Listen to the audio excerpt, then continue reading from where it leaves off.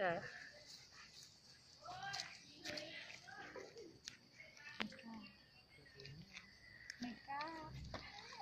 พี่มุกออกมาเอาเลยดูว่าระวังไข่มุกออกมาระวังด้วย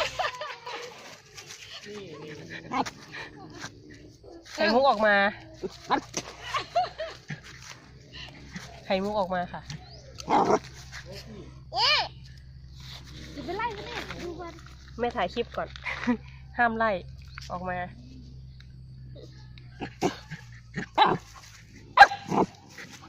คุณกับลิงแมว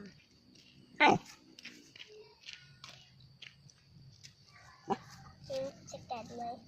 เสร็จชุดว่ายน้ำหมดทุกคนเลยนี่ไหนนี่ไหนดูดูขอเชื่อไม่ได้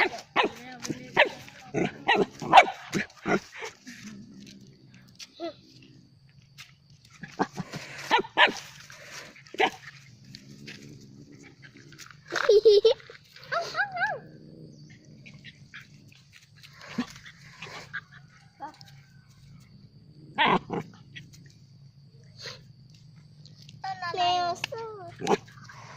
แมวสู้ว้าวว้าว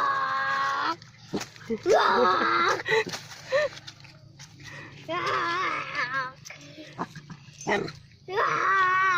ไข่มุกถอยมา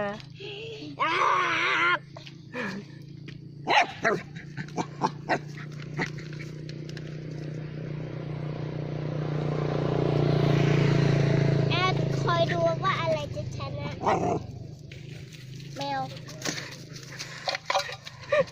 มาอย่างแล้วแมวมาอย่างแม่บอกใครจะไปดูมาอย่างขาแมววิ่งละ